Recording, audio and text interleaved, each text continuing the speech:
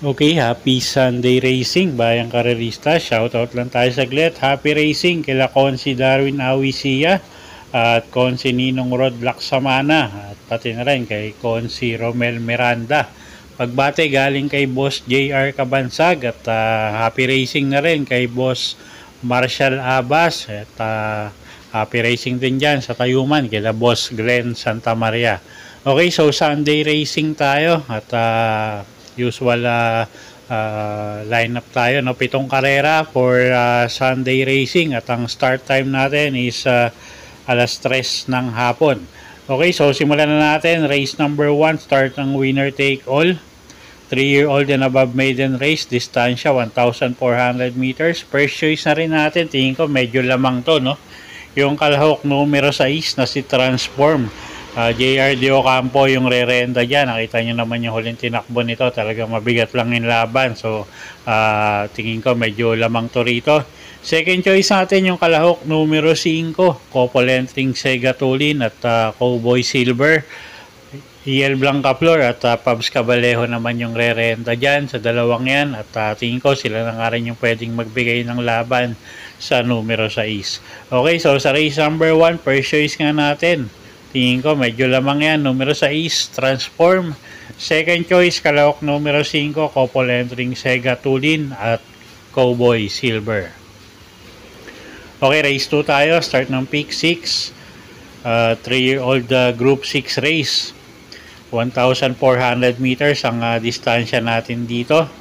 Okay, mga karera ng up and coming horses. No? First choice natin dito, yung kalahok numero 5 na si Pecotin Lady, Kelvin Abobo yung re-renta dyan. At siya nga yung first choice natin dito, no? At siya yung may best time dito sa grupong to. Although hindi naman sila nakakalayo-layo. Second choice na rin natin yung kalahok numero 1 na si Lilibel. JB Hernandez naman yung re-renta dyan. Pag nauna, tingin ko malaki panalo. At siya nga yung second choice natin. Okay, so sa race 2, first choice, numero 5, Pecotin Lady. Second choice, kalahok numero 1, Lilibel. Okay, race 3 tayo. Start ng pick 5. Merge group tayo dito, class 3 and 4, 34 to 39, tsaka 40 to 46 bracket merge. At distansya nga, 1,400 meters. Okay, solo ko na nga rin to, yung numero 1 na si Birchton. Jeff Sarate yung sasakay dyan at kung hindi magbabago yung pine-perform niya before, no, bago ibakasyon ng maiksing panahon, tingin ko kayang-kaya pa rin yung grupo. So single ko na yan sa race number 3 at yun nga, solo numero 1, Birchton, Jeff Sarate yung gagabay dyan. Okay, next race tayo, race number 4. Race number 4, start ng pick 4 at meron tayong 6 na kalahok dito. Class 5, 6 to 10 bracket, distansya 1,400 meters. Okay, first choice natin dito, kalahok numero 5, Ligiron. AR Villegas yung re-renda dyan. Tumakbo lang ng maayos, tingin ko malaki panalo niya, no? At medyo may kababaan na nga rin sa grupo yan. So, first choice natin, numero 5, Ligiron. Second choice, kalahok numero 2 na si Dennis San. Jan Alvin Gusi naman yung sasakay dyan.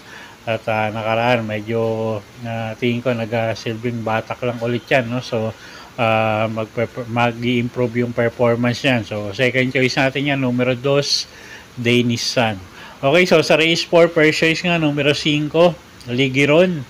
Second choice, kalahok numero 2, Dennis San. Okay, race number 5 tayo, class 4, 16 to 21 bracket, distansya 1,400 meters. Okay, first choice natin, kalahok numero 5, Togatog. JM Estorque yung sasakay dyan, mababa na sa grupo yan. Tingin ko magandang pagkakataon na para manalo si Kabayo, no? So, first choice natin yan, kalahok numero 5, Togatog. Second choice, couple entering numero 2, Karing Melody at Matikas. Ken Malapira at Jeff Bakayka yung re-renta dyan sa dalawang couple entry na yan. At pwedeng pangsama, pang dehado, no? Ang kursonada nyo, yung kalahok numero 3 na si She's Royal. Jan Paul Guse yung sasakay dyan at matuling kabayo pagka nakaporma sa unahan, tingin ko malaki panalo. Okay, so sa race 5, first choice numero 5, Togatog. Second choice, couple entering numero 2, Karing Melody at Matikas. At third choice natin, pangdehado numero 3, She's Royal. Okay, race 7 tayo. Race number 6, race 6 tayo. Class 4, 22 to 27 bracket, distansya 1,400 meters. Okay, anybody's race to, no? Lahat to may panalo. First choice natin dito, kalahok numero 5, Brown Pirate. LC Lunar yung re-renta dyan. At pag naisabay agad to, tingin ko malaki panalo nyan. At first choice natin, numero 5, Brown Pirate.